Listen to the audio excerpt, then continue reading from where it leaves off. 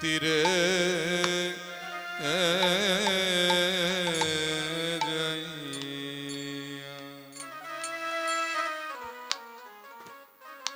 সুরধ্বনি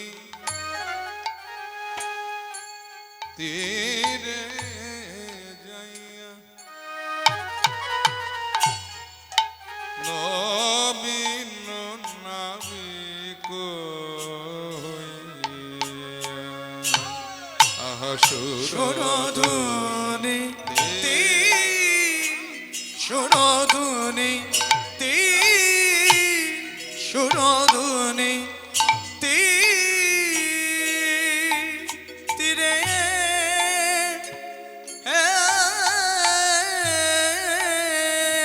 যাইয়া নবীন নাবিক হইয়া নবীন নাবিক হইয়া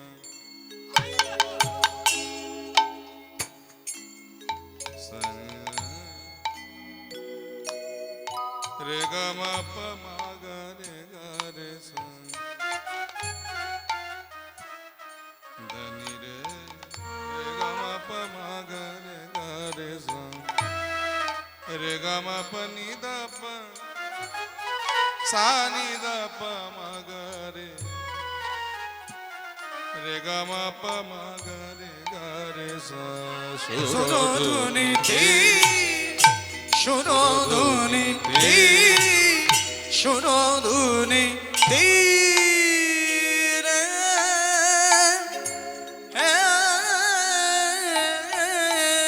যাইয়া নবীন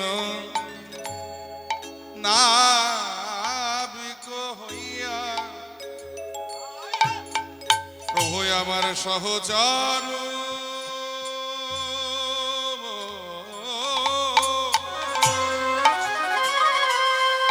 সহচর মেলিয়া খেলা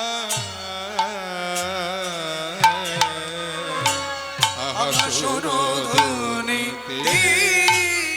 সুরধ্বনি সুরধ্বনি তীরে যাইয়া খেলিছে গোরারা খেলিছে গোড়ারা খেলিছে গোরারা খেলেছে গোড়ারা মধুর হরি নামের খেলা খেলিছে গোরারা ওই মধুর হরি নামের খেলা খেলেছে গোড়ারা মধুর হরি নামের খেলা খেলিছে গোরারা ওই মধুর হরি নামের খেলা খেলিছে গোড়ারা দেখো খেলিছে গোরারা ওই খেলিছে গোড়ারা খেলিছে গোরারা ওই খেলিছে গোড়ারা ওই মধুর হরি নামের খেলা খেলিছে গোরারা ওই মধুর হরি নামের খেলা খেলিছে গোড়ারা মধুর হরি নামের খেলা খেলিছে গোরারা ওই মধুর হরি নামের খেলা খেলিছে গোড়ারা ওই মধুর হরি নামের খেলা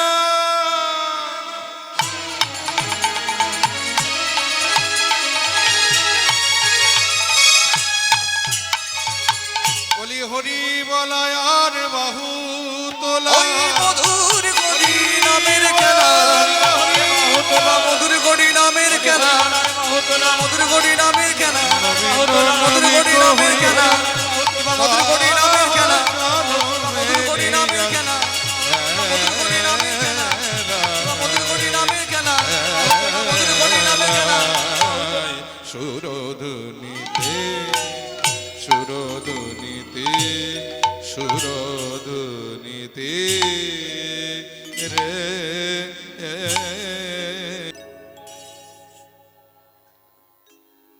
आनंद लीलामय विग्रहाय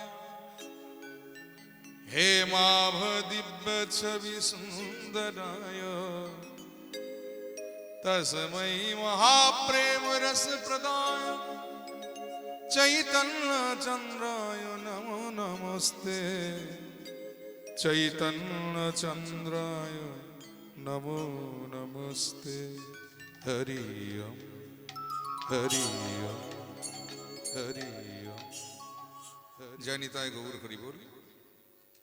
श्रद्धेय गौर अनुरागी कृष्ण अनुरागी भक्त मंडली आमार बाबारा एवं भक्तिमती मायेरा सकले श्रीचरणे सर्वप्रथमे रइल कीर्तन जगते सर्वकनिष्ठ ज्ञानहीन भक्तिहीन श्रद्धाहीन कृष्ण प्रेम माधुर्यहीन परम दीन श्री पलाश सरकार एवं आमार এই ক্ষুদ্র সম্প্রদায়ের কোটি কোটি দণ্ডবত প্রণাম।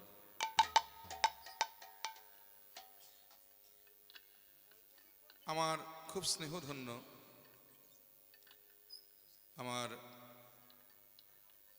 খুব ভালোবাসার একজন মানুষ অনুপম পাড়ুই মহাশয়, সেই বহুদিন ধরে ওর খুব ইচ্ছে ওদের এই হরিবাসরে আমি কীর্তন পরিবেশন করি।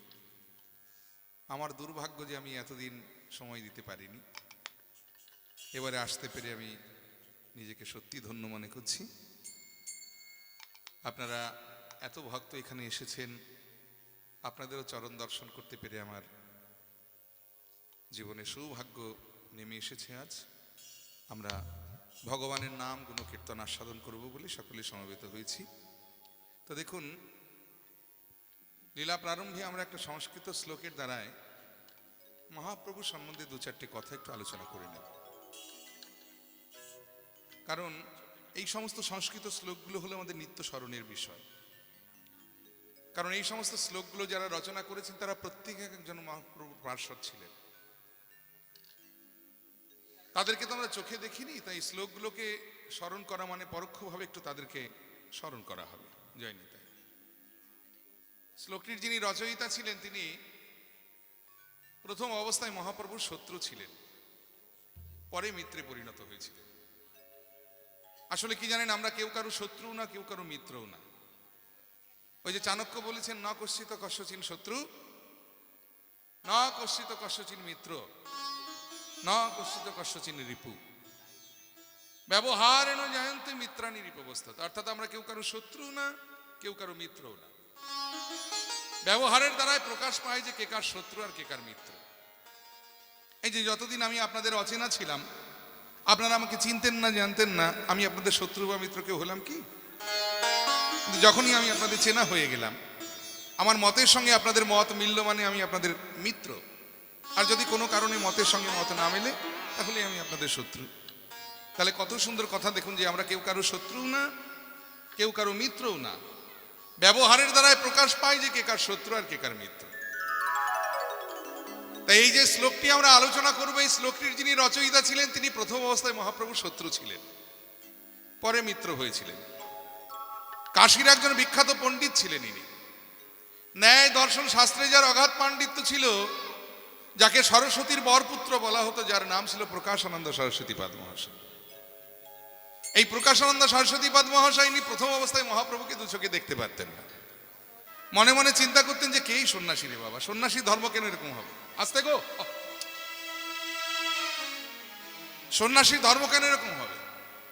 সন্ন্যাসী দাঁড়ে দাঁড়ে ঘুরে ঘুরে দিব্যজ্ঞান ছড়িয়ে বেড়াবে, আর বেটা নবীন সন্ন্যাসী গলায় গেঁদা ফুলের মালা ঝুলিয়ে মেয়ে ভালোনো শ্বাস সেজে রাস্তা দিয়ে দিনরাত হরে কৃষ্ণ করতে করতে যাচ্ছে, তুমি কেমন সন্ন্যাস? কিন্তু যেদিন মহাপ্রভু সামনাসামনি হয়ে প্রকাশানন্দ মহাপ্রভুর সঙ্গে শাস্ত্র আলোচনায় বসেছিলেন, মহাপ্রভুর বদনে একটার পর একটা শ্লোকের সিদ্ধান্ত শুনতে শুনতে, বর্ণনা শুনতে শুনতে একসময় আছাড় খেয়ে পড়েছিলেন প্রকাশানন্দ সরস্বতীপাদ মহাপ্রভুর রাতুল রাঙাচরণ।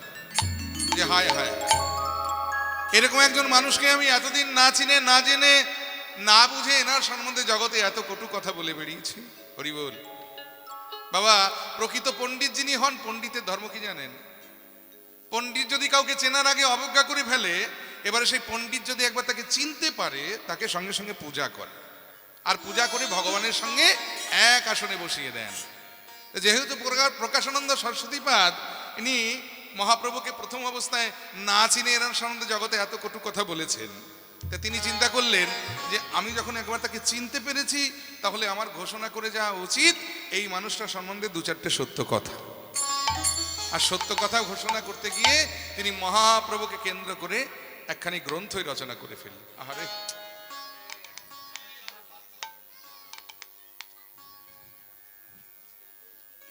মহাপ্রভুকে কেন্দ্র করে একটি গ্রন্থ রচনা করে ফেললেন, যে গ্রন্থটার নাম হলো চৈতন্য চন্দ্রামৃত গ্রন্থ।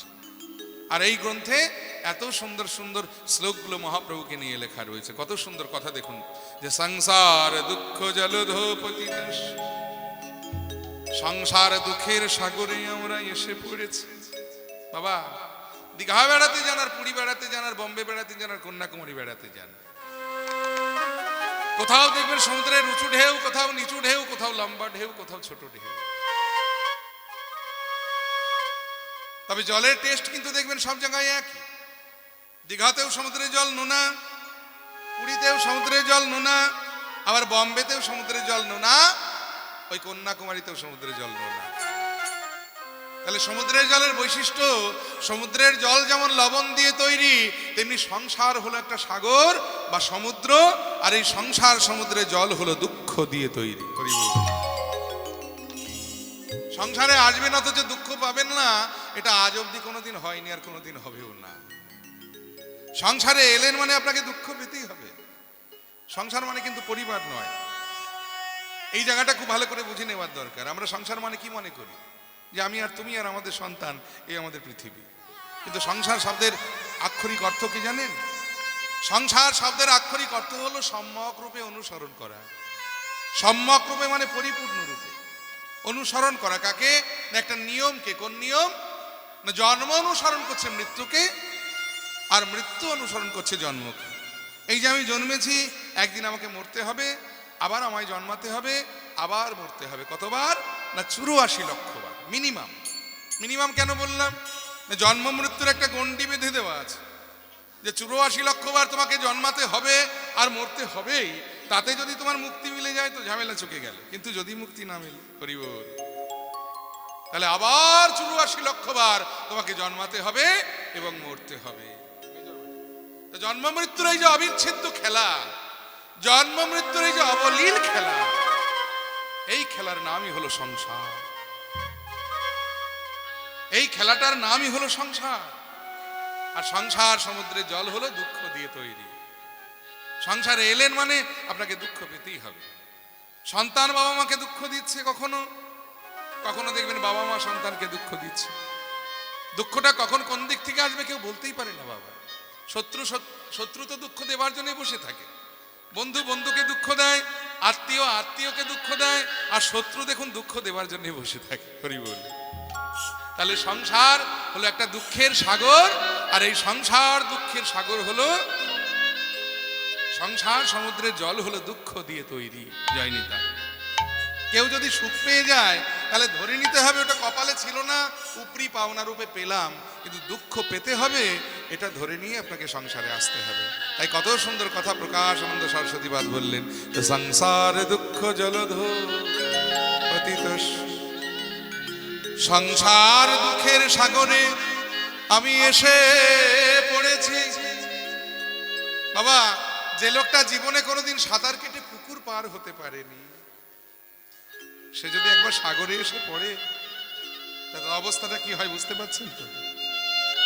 তাহলে একদিকে সংসাররূপী সাগর, অপরদিকে সাঁতার জানা নেই, তারপরে আবার ভয়ঙ্কর ভয়ঙ্কর জলজন্তু চারিপাশে ঘিরে ধরেছে। কাম ক্রোধাদি নক্রম করৈ কবলীকৃত, অর্থাৎ কাম ক্রোধ লোভ মোহ মদ মাৎসর্য। কেউ হাঙর, কেউ কুমির, কেউ অক্টোপাস, ভয়ঙ্কর ভয়ঙ্কর জলজন্তু চারিপাশে ঘিরে ধরেছে। এখন উপায় কি? তাহলে একদিকে সংসার রূপী অথই সাগর, অপরদিকে ভয়ঙ্কর ভয়ঙ্কর জলজন্তু চারিপাশে ঘিরে ধরেছে। তারপর এবার সাঁতার জানা নেই।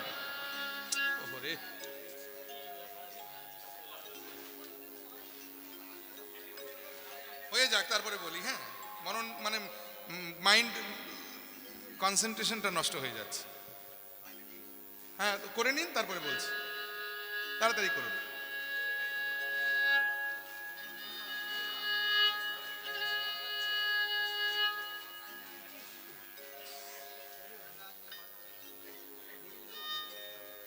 বুঝতে পেরেছি, বসুন। আসলে জায়গাটা খুব ছোট তো, ভক্ত সংখ্যা বেশি হয়ে গেলে যা হয় আর কি। শান্ত হয়ে একটু বসুন, কথা বলবেন না কেউ। জয় নিতাই। যাই হোক, তাহলে একদিকে সংসাররূপী অথই সাগর, তারপরে সাঁতার জানা নেই, তারপরে ভয়ঙ্কর ভয়ঙ্কর জলজন্তু চারিপাশে ঘিরে ধরেছে। এখন উপায় কি? বাঁচার উপায়টা কি? একজন বললেন তাহলে বাবা একটা কাজ করো, তুমি ডুব সাঁতার কাটো। মানে ধরো সামনে থেকে কুমির চলে আসছে, তুমি ডুব সাঁতার কেটে চলে যাও, তাহলে আর কুমির তোমায় দেখতে পাবে না, তোমায় খেতেও পারবে না। বলে বাবা ডুব সাঁতার যে কাটবো আমার হাত পাটা তো নাড়াতে হবে, হরি বল। কিন্তু হাত পাটা নাড়াবো কি করে? আমার হাতেও রয়েছে লোহার বেড়ি আর পায়েও রয়েছে লোহার বেড়ি। দুর্বাসনা নিগড়িত, অর্থাৎ দুর্বাসনা রূপী লোহার বেড়ি আমার হাতে পায়ে বাঁধা আছে। এখন আমি কেমন করে সাঁতার দেব বলো? তাহলে একটা কাজ করো, কিছুক্ষণ জলে অপেক্ষা করো, আমি না হয় আসি তোমাকে বাঁচাবার জন্য। বলে অপেক্ষা যে করব, একটা আশ্রয় তো দরকার, কিছু না হোক মিনিমাম একটা বিচুলি রাটি, যাকে আশ্রয় করে কিছুক্ষণের জন্য হলেও ওই সাগরের জলে ভেসে থাকতে পারবো। কিন্তু নিরাশ্রয়, সামনে কোনো আশ্রয় নাই, এখন আমি কেমন করে বাঁচবো বলো? বাবা সেই লোকটার প্রাণে বেঁচে থাকার আর কোনো উপায় আছে কি? ভক্তমণ্ডলী, ভক্তিমতী মায়েরা, যে লোকটা সংসার রূপী অথই সাগরে এসে পড়েছে, চারিপাশে ভয়ঙ্কর ভয়ঙ্কর জলজন্তুরা ঘিরে ধরেছে, সাঁতার জানা নেই, হাতে পায়ে লোহার বেড়ি দিয়ে বাঁধা, এখন সেই লোকটার সাগরের জলে ডুবে মরে যাওয়া ছাড়া আর কোনো উপায় আছে কি? সামনে কোনো আশ্রয়ও নেই তার। সেই লোকটার প্রাণী বেঁচে থাকার আর কোনো উপায় আছে? কিন্তু প্রকাশানন্দ সরস্বতীপাদ বললেন যে এ অমত অবস্থায় লোকটা প্রাণে বেঁচে যেতে পারে। কিভাবে? না যদি অদূরে কোনো নাবিক দেখতে পায় যে একটা লোক সাগরের জলে ডুবে মরছে, আহা, নাবিকটা যদি তাড়াতাড়ি করে নৌকাটা বেয়ে লোকটির কাছে আসে, লোকটার তো হাতে পায়ে লোহার বেড়ি, সে তো নৌকায় উঠতে পারবে না, ওই নাবিকটা যদি কৃপা করে তার চুলের মুঠিটা ধরে তাকে টেনে নৌকায় তুলে নেয়, তাহলে তো লোকটা প্রাণে বেঁচে যেতে পারে। তাই তেমনি হে চৈতন্য মহাপ্রভু, হে চৈতন্য মহাপ্রভু, সংসার সাগরের জলে আমি এসে পড়েছি, সংসার সাগরের জলে আমি এসে পড়েছি। এই বেলা তুমি যদি তোমার চরণ রূপী নৌকা নিয়ে না আসো, আমার তো ডুবে মরা ছাড়া আর কোনো গতি রবে না। তাই চৈতন্য চন্দ্র মম দেহি পদাবলম্বম, চৈতন্য চন্দ্র মম দেহি পদাবলম্বম, চৈতন্য চন্দ্র মম দেহি পদাবলম্বম। সেই মহাপ্রভুর চরণরূপী নৌকাকে আশ্রয় করে আমরা আস্বাদন করব আমাদের বর্তমান পরিবেশিত লীলা। আমাদের অনুপম ভাইয়ের অনুরোধে আমরা আমার গৌর গোবিন্দের নৌকা বিহার লীলাটি আমরা আজকে আস্বাদন করব। জয় নিতাই। আগে গৌরাঙ্গের ভাব, তারপরে আমরা বৃন্দাবন লীলা আস্বাদন করব। আজকে মহাপ্রভুর ভাবটা কেমন দেখুন। মহাজন লীলার এক পাশে দাঁড়িয়ে বললেন যে আরে মোরো গৌরাঙ্গ রায়, সুরধুনি তীরে যাইয়া নবীন ও নাবিক হইয়া সহচর মেলিয়া খেলায়। ভগবান আজকে সহচর অর্থাৎ সকল ভক্তবৃন্দকে সঙ্গে নিয়ে সুরধুনি অর্থাৎ গঙ্গার কুল আলো করে তিনি খেলা খেলছেন, বিনোদ খেলায় মত্ত হয়েছে। ভগবান খেলছেন, খেলাটার নাম কি? না অপ্রাকৃত হরি নামের খেলা। হরি বল। ওই যে খেলিছে গোড়ারায় মধুর হরি নামের খেলা। জয় নিতাই। প্রাকৃত জগতের খেলার সঙ্গে এই খেলার পার্থক্যটা কি জানেন বাবা? প্রাকৃত জগতে দেখবেন বিভিন্ন প্রকারের খেলা আছে, আর বিভিন্ন প্রকারের খেলা আপনি খেলতে যান না কেন দেখবেন দুটি পক্ষ লাগে। আর খেলার ফলাফল হলো এক পক্ষ জেতে আর এক পক্ষ হারে। কিন্তু অপ্রাকৃত হরিনামের খেলাটি এমনই খেলা যে খেলাতে কোনো পক্ষ টক্ষ লাগে না। আপনি দরকার হলে একা একা ঘরের কোণে বসে নামের মালা হাতে করে খেলতে পারেন, আবার লক্ষ লক্ষ ভক্ত একত্রিত হয়ে একসাথে ওই খেলতে পারে। আর শুধু তাই নয়, প্রাকৃত জগতের খেলাতে যেমন হার এবং জিত দুটোই আছে, কিন্তু অপ্রাকৃত হরিনামের খেলাতে কোনো পরাজয় নেই, এখানে শুধু জেতার আনন্দ আছে। নিতাই গৌর হরি।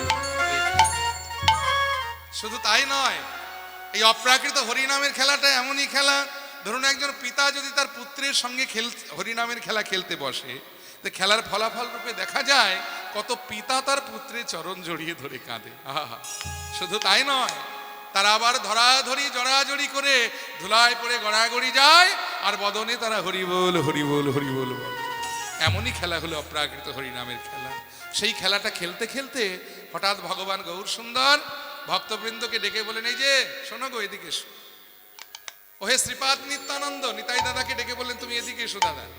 আর অবিরাম, গদাধর, গৌরীদাস, অদ্বৈত, তোমরা সবাই আমার কাছে এসো। সবাই এসেছে। বলে, কি প্রভু তুমি ডাকছো কেন? বলে, দেখো আমি এই যে নবদ্বীপে এসেছি, তার নবদ্বীপে আসার পেছনে আমার তিনটে খুব অন্তর্নিহিত কারণ ছিল। বলে, কি কি? তিনটে বাসনা। সেই বাসনা তিনটি কি কি জানো? একটা হলো আমি নবদ্বীপের ঘরে ঘরে হরিনাম দেব। 2 নম্বর বাসনা হলো নবদ্বীপের হাটে মাঠে হরিনাম দেব। আর 3 নম্বর বাসনা হলো নবদ্বীপের ঘাটে ঘাটে হরিনাম দেব। হরি বল। আমার 2টো বাসনা পূর্ণ হয়েছে, কিন্তু একটা হয়নি। কি কি পূর্ণ হয়েছে? না, আমি নবদ্বীপের ঘরে ঘরে হরিনাম দিয়েছি, আর নবদ্বীপের পথে এবং নবদ্বীপের মাঠে হাটে মাঠে আমি হরিনাম দিয়েছি। মানে এই 2টো বাসনা আমার পূর্ণ হয়ে গেছে। কিন্তু 3 নম্বর বাসনা যে নবদ্বীপের ঘাটে ঘাটে হরিনাম দান করা, ওটা আজ অবধি আমার পূর্ণ হলো না। তা আজকে আমার ইচ্ছে হয়েছে আমি নবদ্বীপের ঘাটে ঘাটে হরিনাম দেব। তো ভক্তগণ বলছে, তার জন্য প্রভু আমাদের কি করতে হবে? বলে, কিছুই নয়, শুধু আমার একটা নৌকা চাই। হরি বল। আর মহাপ্রভু নৌকা চেয়েছেন মানে সঙ্গে সঙ্গে একটা বিরাট নৌকা নিয়ে এসে হাজির করা হলো। হরি বল। আর মহাপ্রভু সেই নৌকা যেমনই হাজির হয়েছে, মহাপ্রভু তার কীর্তনের দলবল নিয়ে নৌকাতে গিয়ে উঠে বসলেন। আর উঠে বসে ওই ঘাটের দিকে তাকিয়ে, দেখুন বাবা, তখনকার দিনে মহাপ্রভুর আমলে ঘাটের গুরুত্বটা বুঝতে পারছেন তো? এখন যেমন দেখবেন যাতায়াতের জন্য কত রকম ব্যবস্থা রয়েছে। আপনি বাড়ি থেকে বেরোলে টোটো আছে, অটো আছে, বাস আছে, ট্রেন আছে, পকেটে পয়সা থাকলে আবার এরোপ্লেনও আছে। কিন্তু মহাপ্রভুর আমলে তখনকার দিনে প্রধান যাতায়াতের ব্যবস্থা ছিল নদীপথ। হরি বল। আর তারপরে যদি সেই নদীটা আবার গঙ্গা নদী হয়, আর গঙ্গা নদীর ঘাটটা যদি আবার নবদ্বীপের প্রধান ঘাট হয়, জয় নিতাই গৌর হরি বল। কারণ নবদ্বীপ তখনকার দিনে সারা বাংলার শিক্ষার প্রাণ কেন্দ্র। এখন যেমন কলকাতা কলেজ স্ট্রিট হলো সারা বাংলার শিক্ষার প্রাণ কেন্দ্র, তখনকার মহাপ্রভুর আমলে নবদ্বীপকে বলা হতো অক্সফোর্ড অফ বেঙ্গল। জয় নিতাই। তো এত বড় একটা জায়গা, সারা বাংলার মধ্যে নবদ্বীপ একটা শহর নামে খ্যাত, নগর নামে খ্যাত। সেই নবদ্বীপের গঙ্গার ঘাটে, প্রধান ঘাটের যে গুরুত্ব, আজকালকার দিনে হাওড়া স্টেশন বা শিয়ালদা স্টেশনে যেমন গুরুত্ব, তেমনি মহাপ্রভুর আমলে কিন্তু গঙ্গার ঘাটের এরকম গুরুত্ব ছিল। তা কোনো কথা ঘাটে প্রচার হয়ে যাবে মানে সর্বত্র প্রচার হয়ে যাবে। হরি বল। তো মহাপ্রভু ওই নৌকাতে উঠে ঘাটের দিকে মুখ করে উনি চিৎকার করে বলে, শোনো শোনো, এই যে ভক্তগণ, শোনো শোনো, আজকে আমার নৌকাতে যারা পার হবে তাদের জন্য একটা পয়সাও লাগবে না। হরি বল। আচ্ছা, এখন ধরুন সরকার যদি ঘোষণা করে দেয় যে আজকের জন্য যারা দিল্লি যাবে দমদম এয়ারপোর্ট থেকে প্লেনে চেপে, তাদের জন্য সারাদিনের জন্য প্লেনের সমস্ত ভাড়া মুকুব। দমদম এয়ারপোর্টে লোক ধরার জায়গা থাকবে? জয় নিতাই। এরোপ্লেন সব ভর্তি হয়ে যাবে। হ্যাঁ, তা তখনকার দিনে মহাপ্রভু যখন ওই গঙ্গার ঘাটে দাঁড়িয়ে নৌকার উপরে উঠে দাঁড়িয়ে ওই কথাটা ঘোষণা করে দিয়েছে যে আজকের জন্য আমার এই নৌকাতে যারা পার হবে তাদের একটা পয়সাও লাগবে না। নৌকার যা বহন ক্ষমতা, তার থেকে লোকজন একটু বেশি গিয়ে নৌকায় উঠে পড়লো হুড়হুড় করে। হরি বল। মহাপ্রভু চিন্তা করলে সর্বনাশ, এত লোকজন যদি একবারে উঠে পড়ে নৌকা তো ঘাটের তীরেই ডুবে যাবে, অতএব দরকার নেই। সঙ্গে সঙ্গে মহাপ্রভু বেগতিক দেখে নৌকাটা ঘাটের তীর থেকে গঙ্গার জলে ভাসিয়ে দিলেন। আর ভাসিয়ে দিয়ে ওই নৌকার হালটা নিজের হাতে ধরে কি করলেন জানেন? ওই প্রিয় গদাধর সঙ্গে আহা পুরবর ঘোষ রঙ্গে কিবা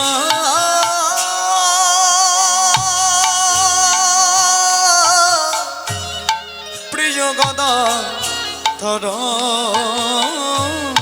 সঙ্গে আহা পুরবর ঘোষ রঙ্গে। আচ্ছা মায়েরা, এই যে দেখুন আমি এখানে কীর্তন গাইছি, তা কীর্তন গাইতে গাইতে আপনারা এত ভক্ত এখানে বসে আছেন, কারোর দিকে আমি তাকাচ্ছি না। সর্বক্ষণ যতক্ষণ কীর্তন গাইব সর্বক্ষণ যদি এই মুখটার দিকে তাকিয়ে তাকিয়ে কীর্তন গাই, আপনাদের কেমন লাগবে? আপনারা ভাববেন যে বাবা এই মুখটার মধ্যে আছেটা কি, যে কীর্তনিয়া সর্বক্ষণ এই মুখটার দিকে তাকিয়ে তাকিয়ে কীর্তন গাইছে, ভাববেন না? তেমনি নৌকাতে এত লোকজন রয়েছে, মহাপ্রভু কারো দিকে তাকাচ্ছেন না, একটা বিশেষ মানুষের মুখের দিকে তাকিয়ে তাকিয়ে সর্বক্ষণ কীর্তন গাইছে। সেই মানুষটা কে জানেন? সেই মানুষটা হলো ওই প্রিয় গদা ধরো সঙ্গে প্রভু আমার পুরাবর ঘোষ রঙ্গে। কিবা প্রিয় গদা ধরো সঙ্গে আহা পুরবর ঘোষ রঙ্গে। আহা নৌকাতে বসিয়া করে কেলি আহা কিবা নৌকাতে বসিয়া করে কেলি।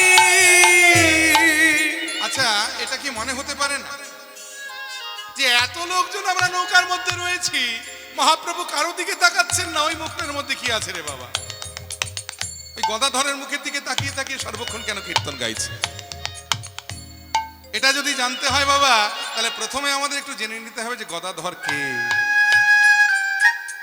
বলে এই গদাধর কিন্তু অন্য কেউ নন, ইনি হলেন বৃন্দাবনের রাধারানীর শক্তি স্বরূপ। হরিবল। তাহলে যে কবিরাজ গোস্বামী কলম দিলেন যে রাধা কৃষ্ণ একই আত্মা, দুই দেহ ধরি অনন্য বিলাস রস আস্বাদন করি, সেই দুই এবে আমার চৈতন্য গোসাই ভাব রস আস্বাদিতে দোহে হইলা কুঠায়। তাহলে দেখুন একাধারে বলা হলো রাধা কৃষ্ণের মিলিত বিগ্রহ গৌর সুন্দর, আবার অপরদিকে বলছে গদাধর রাধারানীর শক্তি স্বরূপ। ব্যাপারটা একটু গোলমেলে নয়? হরিবল। বলে বাবা এটা যদি আমাদের একটু পরিষ্কার করে জানতে হয়, তাহলে আমাদের একটু ফিরে যেতে হবে শ্রীধাম বৃন্দাবনে। ভগবান যেদিন রাসলীলার অন্তে রাধারানীকে বামে লয়ে নিধুবনে কেলিবিলাস কুঞ্জে ওই কুসুম শয্যা পরে সুখে শয়লেছিল, হঠাৎ নিশির শেষে আমার রাধারানী একটা দুঃস্বপ্ন দর্শন করে অমনি চমকে উঠে বসে পড়লেন। কি দেখিলাম অকোষা, কি দেখিলাম অকোষা, এক যুবা গৌরবন, এক যুবা গৌরবন।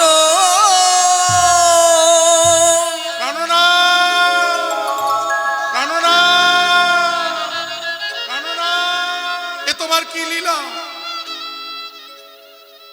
আমি তো নিজের বলতে কিছু রাখিনি, আমার দেহ মন প্রাণ জীবন আমার সর্বস্ব আমি তোমার চরণে সঁপে দিয়ে তোমায় ভালোবেসেছি, আর সেই ভালোবাসার প্রতিদান তুমি আমাকে এই দিলে। এত বড় কলঙ্কের বোঝা তুমি আমার মাথায় চাপিয়ে দিতে পারলে? হরিবল।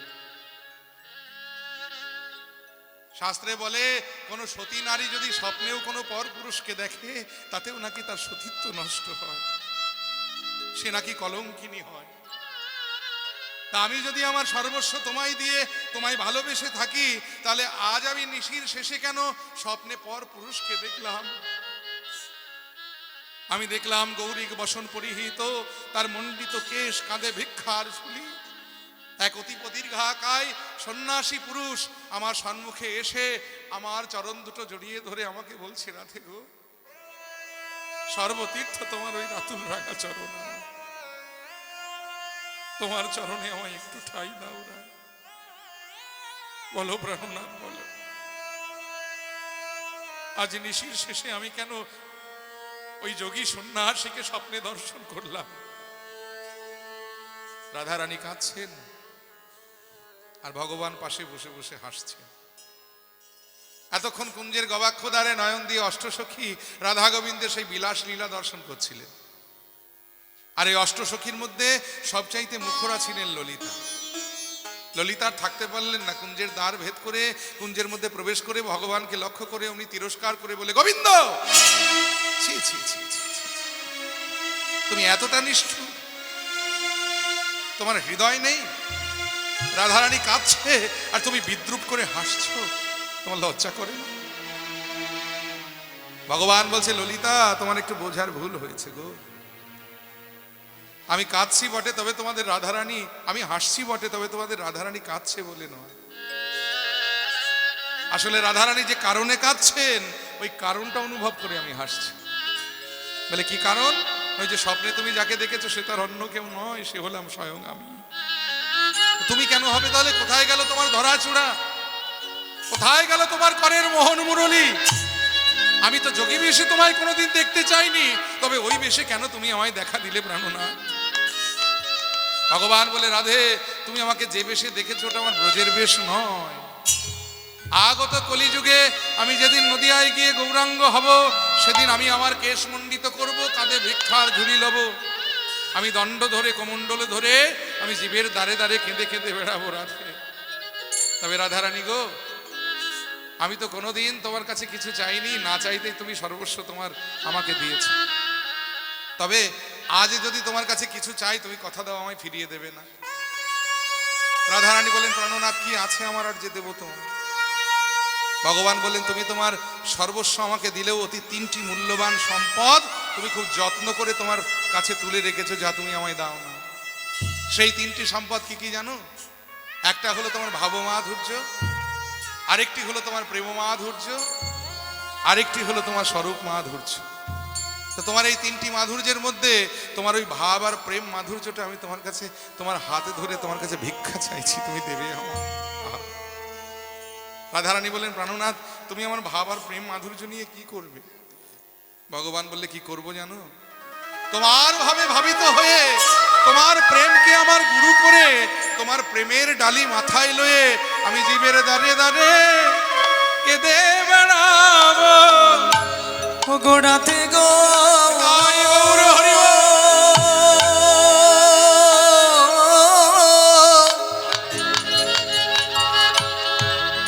জীবে দাঁড়ে দাঁড়ে কেঁদে বেড়াবো। রাধে গো,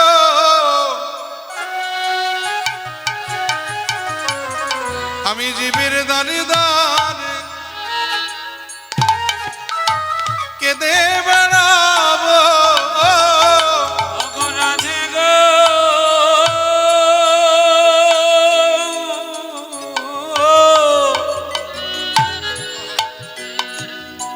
জীবের দাঁড়ে দাঁড়ে কেঁদে বেড়াবো। তোমার প্রেমের ডালি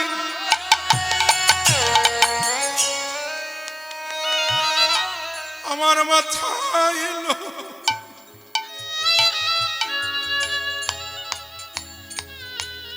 আমি দাঁড়িয়ে দাঁড়িয়ে কেঁদে বেড়াবো। তোমার প্রেমের ডালি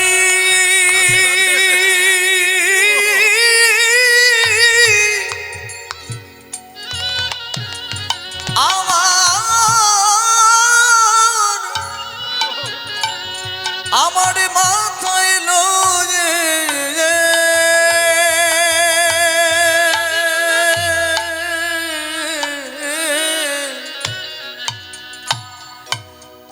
জীবের দাঁড়ে দাঁড়ে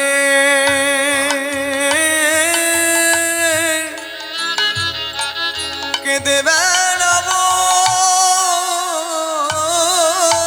তোমার প্রেমের ডালি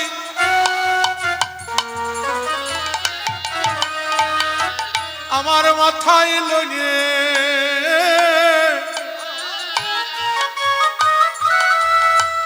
আমি দাঁড়ে দাঁড়ে কেঁদে বেড়াবো তোমার প্রেমের ডালি তাই গৌর হরি বল।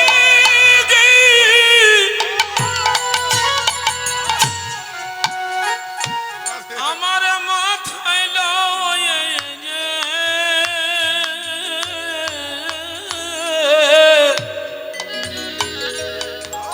জীবের দাঁড়ে কেঁদে বেড়াবো আমি আবার একা কাঁদবো না রাত আমি কি করবো জানো আমি কেঁদে জগৎ কাঁদাইব আমি কেঁদে জগ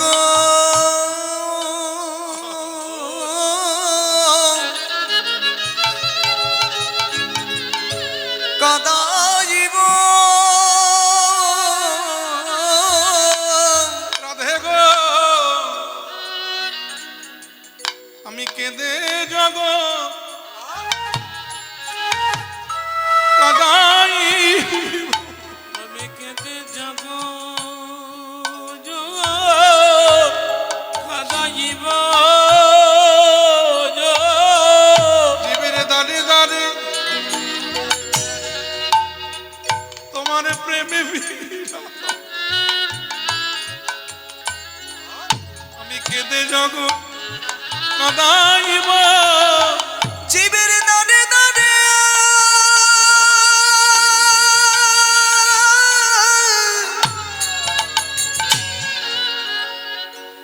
আমি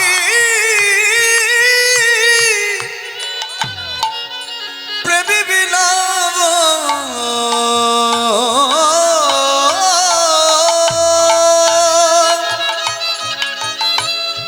রাধে গো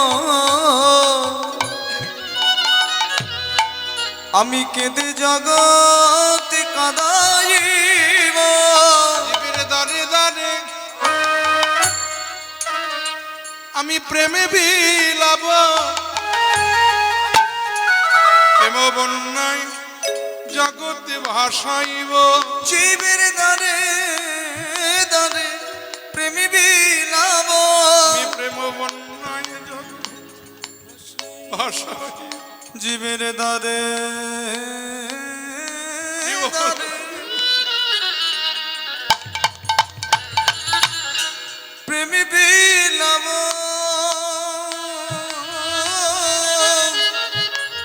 প্রেম বন্যায় জগতে ভাসাইব জীবের দাঁড়ে দাঁড়ে প্রেমে বিলাব প্রেম বন্যায় জগতে ভাসাইব জীবের দাঁড়ে দাঁড়ে প্রেমী বিলাব প্রেম বন্যায় জগতে ভাসাইব জীবের দাঁড়ে দাঁড়ে প্রেমী বিলাব প্রেম বন্যায় জগতে ভাসাইব জীবের দাঁড়ে দাঁড়ে প্রেমী বিলাব তাই গৌর হরি বল।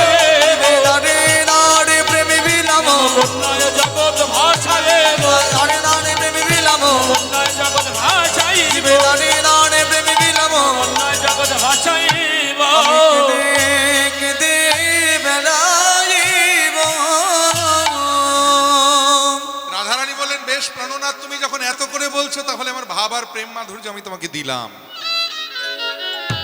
কিন্তু তুমি হাজার চাইলেও আমার স্বরূপ মাধুর্যটা আমি তোমাকে দেব না ভগবান বলে সে না হয় নাই বা দিলে কিন্তু ওটা রেখে তুমি করবেই বাকি রাধারানী বললেন গোবিন্দ তুমি কেঁদে কেঁদে বেড়াবে আর সেই দৃশ্যটা আমি দেখবো না আমাকে তোমার সঙ্গে নেবে না আমিও যাব তোমার সঙ্গে তোমার লীলা সঙ্গিনী হয়ে ভগবান বললেন রাধে এতই যদি তোমার যাবার ইচ্ছে তাহলে এবার আর রাধা রূপে নয় আগত কলিযুগে আমি যেদিন নদিয়ায় গিয়ে গৌরাঙ্গ হব সেদিন তুমি তোমার শক্তি স্বরূপ মাধুর্য নিয়ে তুমি গদাধর রূপে কলিযুগে জন্মগ্রহণ করবে তুমি হবে আমার লীলা সঙ্গিনী তুমি হবে আমার রাধার শক্তি এই সেই গদাধর যিনি রাধারানীর স্বরূপ মাধুর্য নিয়ে তিনি অবতীর্ণ হয়েছিলেন এই কলিযুগের মাঝে তাই বৃন্দাবনে আমার ভগবান যখন যমুনায় নৌকা বিহার করেছিলেন রাধারানীকে বামে লয়ে, নৌকায় বসে বসে সর্বক্ষণ রাধারানীর মুখের দিকে তাকিয়ে তাকিয়ে বাঁশি বাজিয়েছিলেন,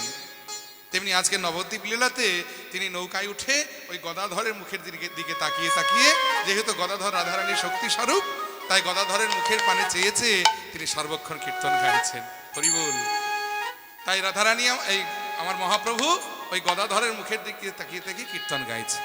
এখন দেখুন ওই প্রিয় গদাধরের সঙ্গে পুরো রভস্য রঙ্গে নৌকাতে বসিয়া করে কেলি, কিন্তু এদিকে কি হলো জানেন, সঙ্গে সঙ্গে আকাশে কালবৈশাখী মেঘ জমে গেল, কালো মেঘে আকাশ একেবারে ছেয়ে গেল, কালবৈশাখী ঝড় উঠে এলো। একে তো নৌকার ধারণ ক্ষমতার থেকে লোকজন বেশি উঠেছে, নৌকা এমনিতেই ডুবু ডুবু ভাব, তারপরে ওই বাতাস যখন উল্টো পাল্টা বাতাস, কালবৈশাখী বাতাস এসে গঙ্গার জলে একেবারে উথাল পাথাল করতে শুরু করলো, উছলি উছলি জল নৌকায় উঠতে শুরু করলো, আর নৌকাটা তখন মাঝ গঙ্গায় অমনি ডুবে যাওয়ার মতো ভাব হয়েছে, ডুবু ডুবু ভাব হয়েছে। যখনই ডুবু ডুবু ভাব হয়েছে অমনি মহাপ্রভু কি করছে জানেন, ওগো ডুবু ডুবু করে না,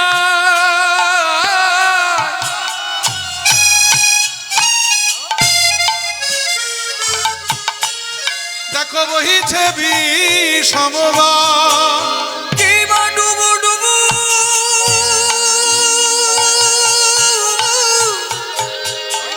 করে না,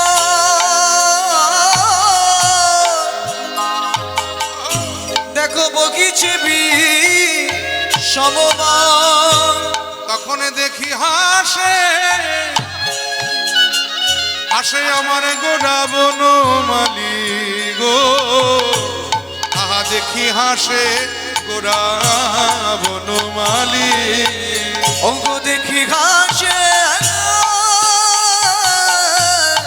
গোড়া বনমালী গো, দেখি হাসে গোড়া বনমালী, দেখো হাসিছে গোড়ারা, হাসিছে গোড়ারা, দেখো হাসিছে গোড়ারা, হাসিছে গোরারায়, সাধের নৌকা ডুবে যায়, হাসিছে গোড়ারা, সাধের নৌকা ডুবে যায়, হাসিছে গোড়ারা, সাধের নৌকা ডুবে যায়। ভক্তমণ্ডলী, ভক্তিমতী মায়েরা, ধরুন একটা টাটা সুমো গাড়ি করে আপনারা কোথাও বেড়াতে যাচ্ছেন, 9-10 জন লোক, তো ড্রাইভার গাড়িটা চালাতে চালাতে পথের মাঝখানে হঠাৎ পথের ধারে একটা মোটা গাছের সঙ্গে গাড়িটা ধাক্কা মেরে দিয়ে গাড়ি থেকে বেরিয়ে আহত প্যাসেঞ্জারগুলোর মুখের দিকে তাকিয়ে তাকিয়ে হি হি করে হাসছে। কেমন লাগবে? ও মায়েরা, এই যে ঠাকুমা, গা জ্বলে যাবে না? আপনি শোনেনি আমি কি বললাম? কি গো মায়েরা, গা জ্বলে যাবে না বলুন? এই ঘটনাটা যদি ঘটে, আপনারা ধরুন গাড়ি করে বেড়াতে যাচ্ছেন, গাড়ির ড্রাইভার অ্যাক্সিডেন্ট করেছে, এবার গাড়ির ড্রাইভারের ধরুন কিছু হয়নি, প্যাসেঞ্জারগুলো আহত হয়েছে, এখন সেই অক্ষত গাড়ির ড্রাইভার যদি বেরিয়ে প্যাসেঞ্জারগুলোর মুখের দিকে তাকিয়ে হি হি করে হাসে, সেটা কেমন বিরক্তকর ব্যাপার নাকি? বিরক্তকর নয়? তেমনি আজকে নৌকার ড্রাইভার হলেন আমার চৈতন্য মহাপ্রভু। নৌকাটা মাঝ গঙ্গায় ডুবে যাচ্ছে লোকগুলো নিয়ে, এতগুলো লোকজন নিয়ে, কোথাও একটু সহানুভূতি দেখাবে তা না, মহাপ্রভু সবার মুখের দিকে তাকিয়ে তাকিয়ে হি হি করে হাসছে। তো যখন মহাপ্রভু হি হি করে হাসছেন, মহাপ্রভুর দলে একজন লোক ছিলেন, সে আবার মুখের উপরে সত্যি কথা বলতে কখনো ভয় পেতেন না। আর যারা দেখবেন জগতে এইরকম মানুষ হয়, মানে মুখের উপরে সত্যি কথা বলতে ভয় পায় না, তাদেরকে লোকে কি বলে জানেন? পাগল বলে, পাগল। তো মহাপ্রভুর কীর্তনের দলে এরকম একজন লোক ছিলেন, যে মুখের উপরে সত্যি কথা বলতে কখনো ভয় পেতেন না, লোকে তাকে পাগলই বলতো। তার নাম হলো নিতাই চাঁদ। জয় নিতাই। দেখবেন নিতাই চাঁদকে সবাই পাগল বলে, তাই না? মহাপ্রভুকে কি বলে? নিমাই পণ্ডিত। নিতাই পণ্ডিত কেউ কখনো বলেছে? নিতাই পাগল, পাগলা নিতাই।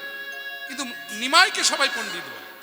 তা নিতাই চাঁদ বলে, এই নিমাই, এই সবাই তোকে পণ্ডিত বলে আর আমাকে পাগল বলে, তো এই নাকি তোর পাণ্ডিত্যের ছিরি রে? হ্যাঁ, লোকগুলো ডুবে মরছে আর তুই হি হি করে হাসছিস, লোকগুলোর মুখের দিকে তাকিয়ে থাকে, লজ্জা করছে না তো? এই নাকি তোর পাণ্ডিত্যের ছিরি? মহাপ্রভু বলছে, দাদা আর কেউ বুঝুক বা না বুঝুক, তোমার তো বোঝার কথা, আমি কেন হাসছি? বলে না আমি অত বুঝি সুঝি না, আমি মুখ্য সূক্ষ্ম মানুষ, আমার অত জ্ঞান বুদ্ধি নেই, তোমার মতো আমি পণ্ডিত নই, আমি পাগল মানুষ, তুমি আমাকে বুঝিয়ে বলো তুমি কেন হাসছো। হরি বল।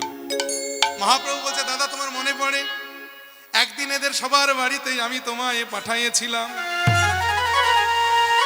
তুমি এদের সকলের হাতে ধরে পায়ে পড়ে বলেছিলে হে কলির জীব তোমরা একবার হরি বল বলো।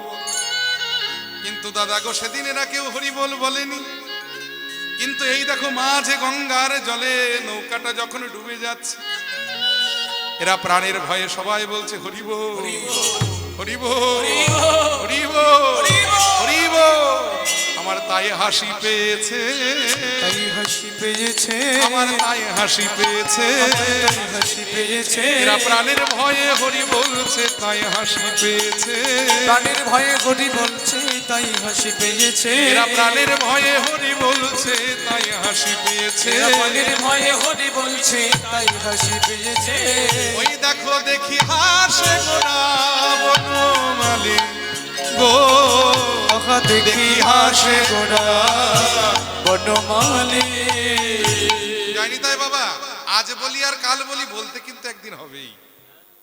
যেদিন যাবার সময় হবে, ওই পারাপারের সময় হবে যেদিন, সেদিন কিন্তু আর না বলে কোনো গতি থাকবে না। তা বলতেই যদি হয় একটু সকাল করে বলাটাই ভালো নাকি? তুলবি যদি ছানা মাখন সকাল সকাল তোল, কচি বেলায় ভজন সাধন, বৃদ্ধ হলে ভজনে বাধায় গন্ডগোল। দেখবেন দুধে যদি মাখন তুলতে হয় একটু সকাল করে তুলতে হয়, নইলে দুধে আর মাখন ওঠে না। এমনি সাধন ভজন যদি করতে একটু সকাল সকাল করাটা ভালো। বেলা বেড়ে গেলে, ওই বৃদ্ধ হয়ে গেলে দেখবেন ইন্দ্রিয় শিথিল হয়ে যাবে, দাঁত পড়ে যাবে, গাল টসকে যাবে, সাদের হরিবোলটুকু ভালো করে বদনে উচ্চারণ হবে। বদন বলতে চাইছে হরিবোল, দাঁত নাই তো তখন দেখবেন উচ্চারণ হবে হরিবোল, হরিবোল কিন্তু আর হবে না। অতএব যা কিছু করার সকাল সকাল করতে হয়। সময় চলিয়া যায় নদীর স্রোতের প্রায়, সোনার ঘড়িটিতে বলে টিক টিক টিক, যে না চলে তার তালে তার শত শত ধিক। এ সময় চলে গেলে আর পাওয়া যাবে না। জয় নিতাই। যা কিছু করার সকাল সকাল করতে হবে, বেলা বেড়ে গেলে আর হবে না। অতএব বলতে যদি হয় একটু সকাল করে বলাটাই ভালো। জয় নিতাই। বলতে যদি হয় একটু সকাল করে বলাটাই ভালো। বিলম্ব করে লাভটা কি? সে তো বলতে হবেই একদিন না একদিন। এই দেখুন সারা জীবনে হয়তো বলেনি, কিন্তু ওই যে মরতে বসেছে প্রাণের ভয়ে এখন সবাই হরি বল হরি বল হরি বল বলছে। মহাপ্রভু বলছে দাদা তুমি গিয়েছিলে এদের বাড়িতে, সবাইকে হাতে ধরে পায়ে পড়ে বলেছিলে ও কলির জীব তোমরা একবার হরি বল বলো। সেদিন এরা কেউ বলেনি, আজকে প্রাণের ভয়ে এরা সবাই হরি বল বলছে। আমার তার জন্য হাসি পেয়েছে হরি বল। এখন দেখবেন ধরুন আপনি রাস্তা দিয়ে হাঁটতে হাঁটতে যাচ্ছেন, যেতে যেতে হঠাৎ রাস্তার ধারে একটা পুকুরে দেখছেন একটা ছেলে ডুবে মরছে, আপনি কি করবেন? বাঁচাবার চেষ্টা করবেন তো নাকি? ধরুন আপনি সাঁতার জানেন না, তাহলে কি করবেন? লোকজন ডেকে তাকে জড়ো করবেন, বাঁচাবার চেষ্টা করবেন। তো তেমনি যারা নৌকায় উঠেছিল তারা দেখুন নৌকায় ডুবে মরছে, সেই ভয়ে হরি বল বলছে। কিন্তু সবাই তো নৌকায় উঠতে পারেনি, ঘাটের দুকুলে তো অনেক লোকজন দাঁড়িয়েছিল, এপার ওপার দুপারে লোকজন দাঁড়িয়েছিল। দুপার থেকে লোকজন দেখছে যে একটা নৌকা লোকজন সহ মাঝ গঙ্গায় ডুবে যাচ্ছে। লোকগুলো কি করছে জানেন? দুকুল থেকে দাঁড়িয়ে তারা ওই নৌকার লোকগুলোকে বাঁচাবার জন্য তারা সবাই বলছে হরি বল হরি বল হরি বল। তাহলে দেখুন যারা নৌকায় রয়েছে তারা বাঁচবার জন্য হরি বল বলছে, আর যারা দুকুলে দাঁড়িয়ে রয়েছে তারা বাঁচাবার জন্য হরি বল বলছে। মহাপ্রভুর ইচ্ছে ছিল নবদ্বীপের ঘাটে ঘাটে হরি নাম দেবে। এই দেখো ইচ্ছেটা পূর্ণ হয়ে গেল। সবাই আজকে হরি বল বলছে।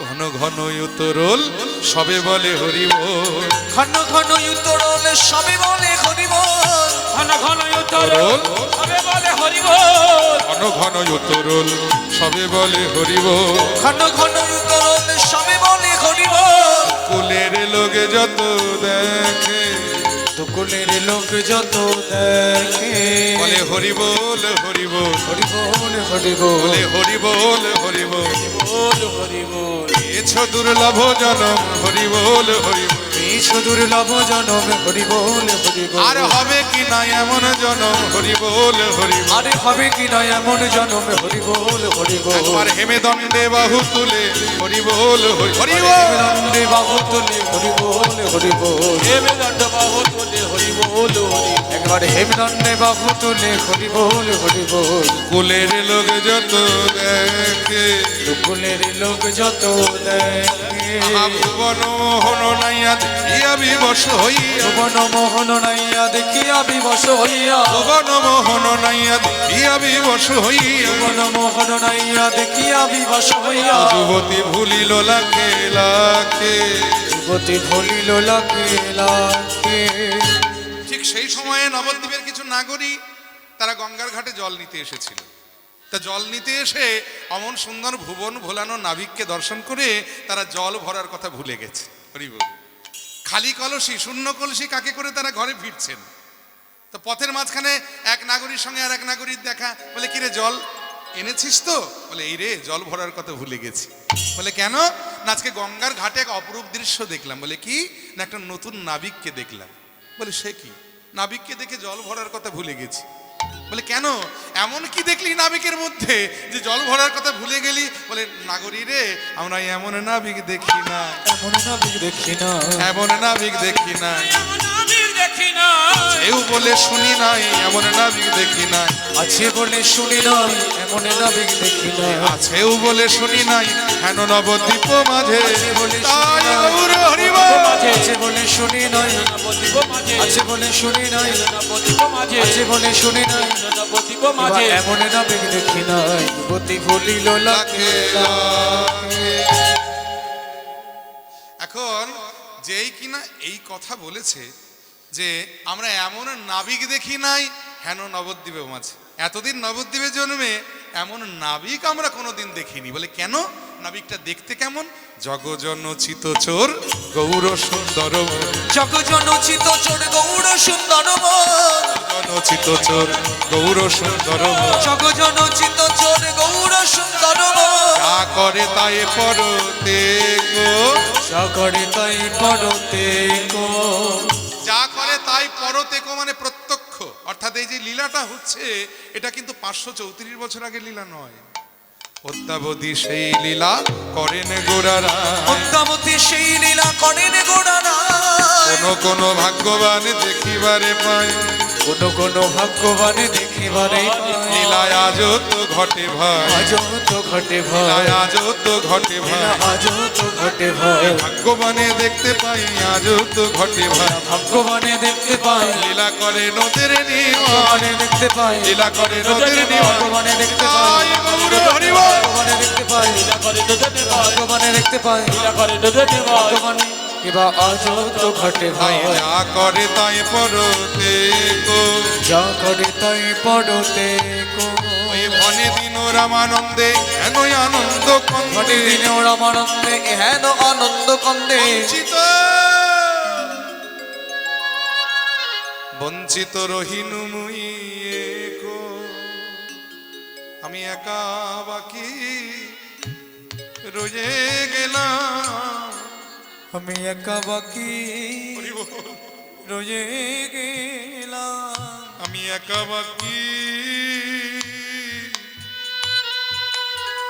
রয়ে গেলাম, আমি একা বাকি রয়ে গেলাম বলি হেন দয়া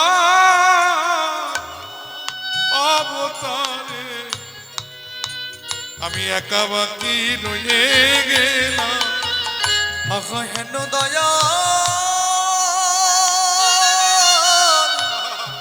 অবতারে আমি একা বাকি রয়ে গেলাম বলি আমার ভাগ্যে হলো না গো, আহা আমার ভাগ্যে হলো না গো আমি যেমন এলাম আমি তেমন গেলাম, আমার ভাগ্যে হলো না গো। আমি যেমন এলাম তেমন গেলাম আমার ভাগ্যে হলো না গো আমি যেমন এলাম আবার তেমন গেলাম, আমার এই আশা যাওয়া বিফল হলো। যেমন এলাম তেমন গেলাম, আশা যাওয়া বিফল হলো, যেমন এলাম তেমন গেলাম, আশা যাওয়া বিফল হলো, যেমন এলাম তেমন গেলাম। আশা যাওয়া বিফল হলো।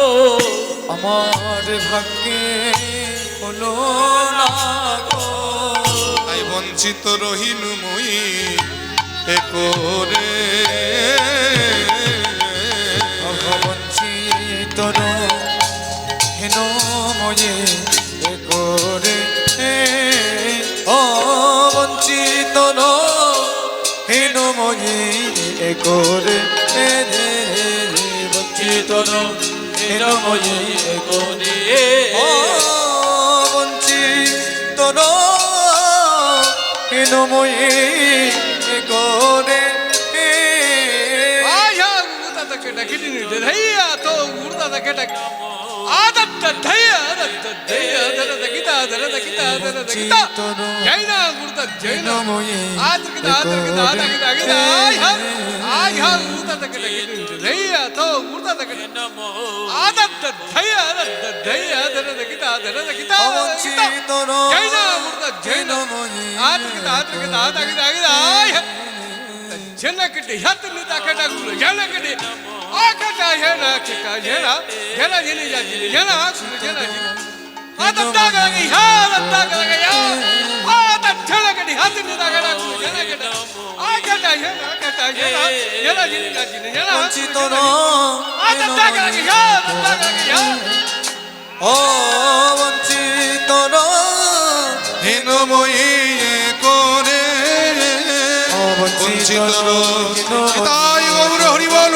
ধ্বনি ধ্বনি হরি বল। করে, হেনময়ে করে, বঞ্চিত হেন ময়ে করে, বঞ্চিত হেন ময়ে করে।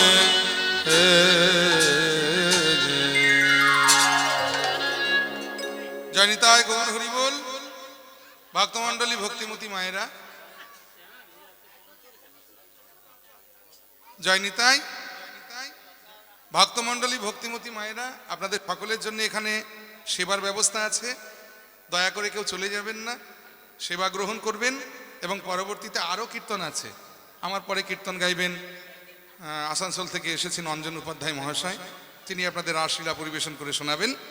দয়া করে ধৈর্য ধরে বসুন, আর সবাই একটু কথাটা কম বলুন, এত কথা হচ্ছে মায়েরা। এত কথা কেন বলছেন আপনারা? এত কথা বলবেন না, দয়া করে কথাটা একটু কম বলুন। চলুন আমরা বৃন্দাবনে যাব। এবার নবদ্বীপে ছিলাম, তাই গৌর হরি হরি বল।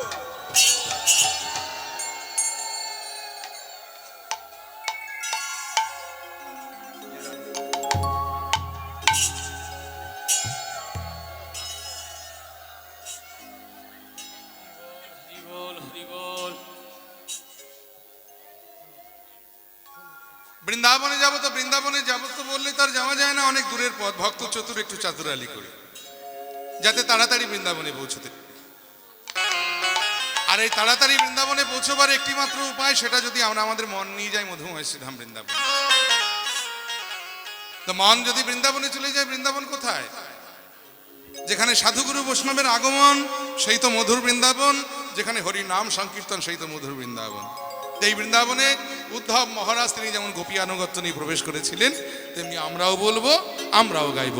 বন্দে নন্দ ব্রজ স্ত্রীনা আদরে নুম ভিক্ষ্ণাশন হরি কথোবিত পুনতে ভুবন ত্রয়।